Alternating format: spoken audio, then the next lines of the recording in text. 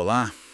Olha, se a sua jornada é a dos concursos, principalmente na área de controle, né? Entender o regimento interno do TCU é crucial. É verdade. Hoje a gente vai fazer uma análise bem focada em pontos-chave. O que fazem as câmaras, como funcionam as comissões permanentes e, também, como rola a eleição para presidente e vice lá no tribunal. Uhum, A nossa base aqui são trechos do próprio regimento oficial. exato. E é bom lembrar, né, que esse regimento não é só um monte de regra formal. Ele organiza o trabalho todo, distribui quem faz o quê e, no fim das contas, dá a base para a legitimidade, para a transparência das decisões do TCU. Um órgão super importante. Com certeza. Começando então pelas câmaras, a primeira e a segunda. Basicamente, são elas que julgam assim a maior parte dos processos, né? Isso, o grosso do trabalho passa por ali. A gente está falando de quê? Contas de gestores, legalidade de contratação de pessoal, aposentadoria, pensão Uhum. e também representações sobre irregularidades, relatórios de auditoria. Claro, com algumas exceções que vão direto para o plenário. Exato. Elas também veem os recursos contra as próprias decisões delas. Tipo pedido de reexame, sabe?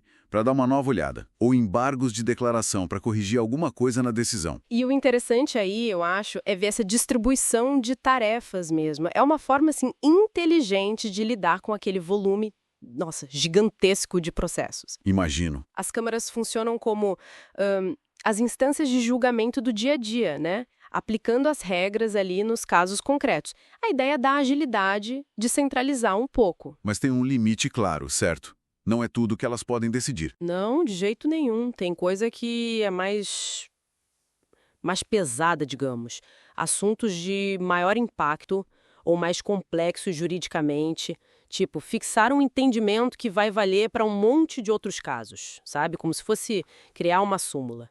Entendi. Isso não pode. Isso não. Nem emitir normas gerais ou analisar se uma lei é constitucional. Isso aí fica reservado para o plenário, que é o colegiado completo, todos os ministros juntos. Faz sentido. Para garantir que as decisões mais estratégicas ou que criam precedentes tenham um aval de todo mundo. Perfeito. E o sistema é conectado, né? Mesmo que o plenário diga que uma norma é inconstitucional, o caso específico pode voltar para a Câmara julgar o resto. Ah, interessante. E outro ponto. Se um recurso puder levar a uma sanção bem grave, tipo declarar uma empresa inidônea para contratar com o governo, esse recurso tem que ir para o plenário, obrigatoriamente. Entendido. Agora, saindo um pouco dos órgãos que julgam e indo para a estrutura de apoio, temos as comissões.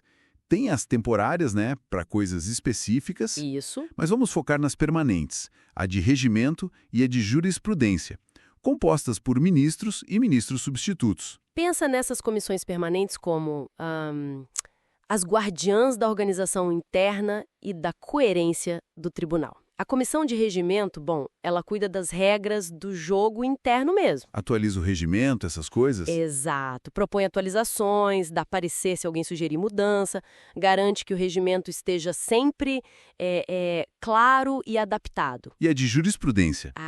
Essa tem um papel-chave para a segurança jurídica.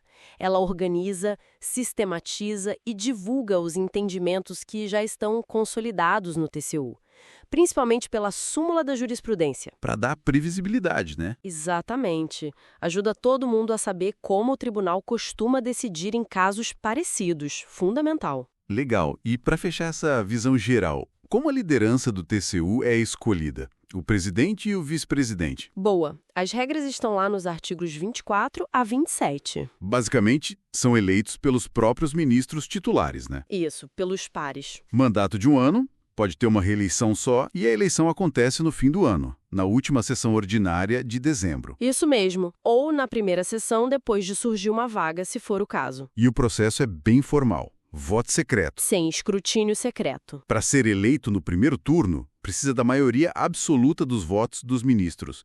Senão, tem segundo turno entre os dois mais votados. Isso dá uma força para a legitimidade da escolha, né? Sem dúvida. É todo um ritual que busca garantir uma transição organizada, legítima. A votação segue a ordem de antiguidade dos ministros. Ah, tem isso também. Tem. E até quem está ausente pode votar por correspondência, por sobrecarta. O desempate, se precisar, no segundo turno, também é pela antiguidade no tribunal. E a posse? É solene. Tem um compromisso formal de desempenhar com independência e exação, ou seja, com máximo rigor, cuidado, os deveres do cargo. Até posse por procuração é possível em casos bem excepcionais. Entendi.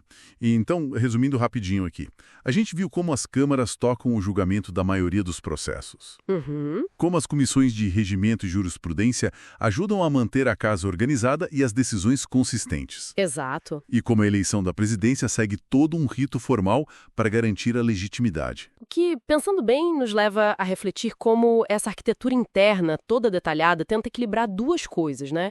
A necessidade de dar conta de milhares de processos Muita coisa.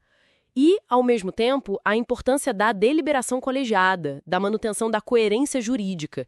Isso é essencial para a credibilidade do controle externo. Fica então uma pergunta para a gente pensar um pouco mais.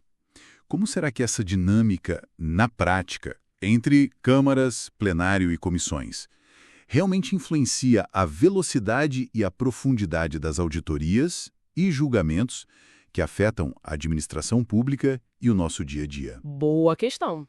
Bom, esperamos que essa análise focada no regimento interno do TCU tenha sido útil, especialmente para quem está na batalha dos estudos para concurso.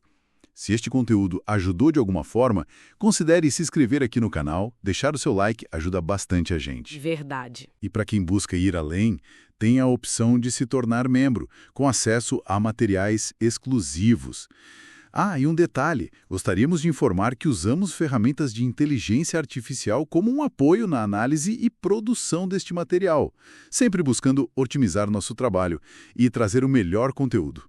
Isso aí. É isso por hoje. Até a próxima exploração.